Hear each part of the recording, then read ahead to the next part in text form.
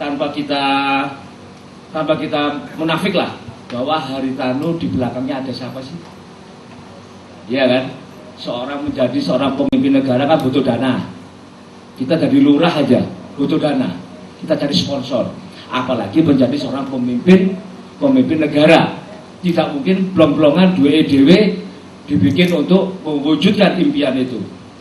Ini yang kita buka pelan-pelan sekarang. Oke, sisi kanannya sudah Anda mungkin terima satu-satu lah. Sudah terima Anda baca, tapi ada sisi kiri yang perlu kita kupas juga. Nah, diskusi inilah nanti saya tahu kepada rekan-rekan, kalau Anda memang punya konsep tentang Haritanu untuk maju ke RI 2, monggo kita jalan bareng. Tapi kalau tidak mempunyai konsep juga tidak apa-apa. Saya bacakan ya, data ini saya dapatkan dari salah satunya dari Mbak Google, salah satunya dari link saya di Jakarta ya. Haritanu dengan George Soros itu mempunyai kedekatan yang sangat-sangat dekat sekali. Haritanu dia kuliah di Amerika itu ternyata tidak sebatas kuliah saja, tetapi ternyata dia sudah disetting oleh George Soros untuk menancapkan kuku-kukunya di perekonomian di Indonesia. Anda tidak paham bahwa beberapa bulan yang lalu Harry Soros datang ke Indonesia menemui Budiono ketika tersangkut kasus Senturi di situ. Nah, ada apa dia datang? Gitu kan? Ternyata Soros ini adalah pendonor besar dari sebuah yayasan yang namanya TIFA. Nah, yayasan TIFA ini yayasan lokal yang bertujuan untuk membantu Indonesia dalam melakukan konsolidasi pada masa transisi demokrasi. Tanda tanya besar kita. Nah, terus ada konsep dari Soros yaitu The Open Research Institute ya. Dia berusaha menancapkan pengaruhnya di seluruh dunia. Soros mempunyai pengaruh yang luas, juga mempunyai bidang usaha finansial. Dia menggunakan usahanya di bidang finansialnya untuk mengobrak-abrik negara di Asia. Ini banyak rezim-rezim di Asia yang hancur karena Soros. Saya bertanya pada Mas Bambang, gimana kalau pemimpin RI 2 kita mempunyai kisi-kisi yang belum kita ketahui, tetapi kita sudah nyata dia melihat sebuah langkah yang salah dari segi ekonomi. Saya bilang sama Mas Bambang, Mas, apa ini tidak mungkin terjadi sebuah lahirnya neoliberal? Mas Bambang ngomong, loh, uangnya apik, usaha toko Amerika, duitnya digawe bangun Indonesia, 1:10 Mas. 1 dibawa ke Indonesia, 10 dibawa ke luar negeri. Kita untuk saat ini nggak apa-apa lah bisa bekerja, kita usaha, kita bekerja, tapi anak cucu kita nantinya gimana?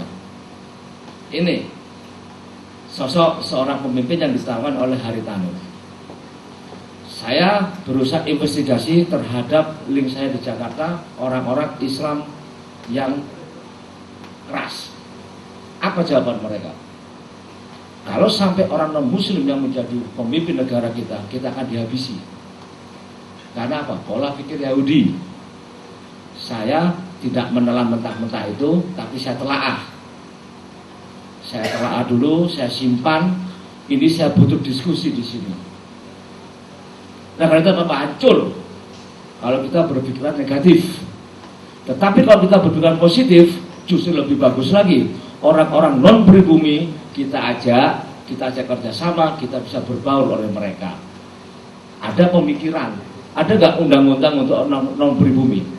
Mereka diberi kekuasaan. Loh, pernah dilakukan oleh Gus Dur. Ini menarik.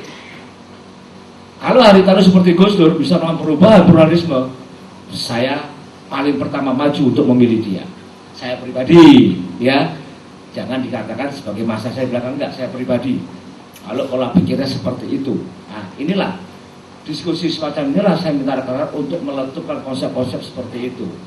Saya yakin teman-teman ada punya pola pikir, ada memendam satu rasa terhadap kisi dari Haritanu ini, ya kan? Neoliberalisme akan ditancapkan di negara kita akan tersingkir. Itu. Monggo, terima kasih teman-teman. Mungkin ada yang mau nambahi diskusi ini. Kita model-model warungan ya Mas ngomongnya. Oke, silakan. Bisa apa yang kita sampaikan dengan apa yang disampaikan kanan saya Bukan overlapping, memang begitulah. Kalau kita mau diskusinya ala warung aja lah diskusi kita. Seperti kan tadi dikatakan oleh Mas Jamjami, juga apa yang dikatakan oleh Pak Astiono tentang ketidaktujuan terlalu prematur. Artinya kita sepakat bahwa mencari sosok pimpinan nasional kita memakai sistem kriteria dulu, boleh. Artinya ini sosok figur ini hanya tawaran, bukan harga mati, hanya tawaran. Yang kita bawa sebenarnya orang-orang yang sudah berani menyatakan dirinya siap dicalonkan. Ini yang menarik adalah yang kami nilai dari sosok Haritanu siap dicalonkan untuk nomor 2. Artinya ke depan tidak menutup kemungkinan yang namanya Haritanu akan dilamar oleh Megawati untuk diajak jalan bareng. Ini yang dapat saya informasikan agar kita tidak melakukan fair terhadap calon-calon pimpinan nasional yang kita jalin komunikasi. Memang yang namanya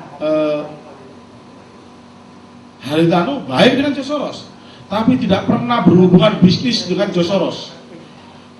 Bisnis Haritanu di Amerika justru bisnis properti yang paling sukses. Persoalan pemeriksaan KPK yang dilakukan oleh KPK terhadap Haritanu tentang pembayaran pajak clear, tidak menjadi persoalan. Artinya kecurigaan sebuah institusi terhadap company itu wajar-wajar saja, tetapi pada saat dilakukan pemeriksaan tidak terjadi apa-apa, maka clear, sampai hari ini clear tentang persoalan pajak Haritanu yang pernah bersinggungan dengan KPK. Kami juga sudah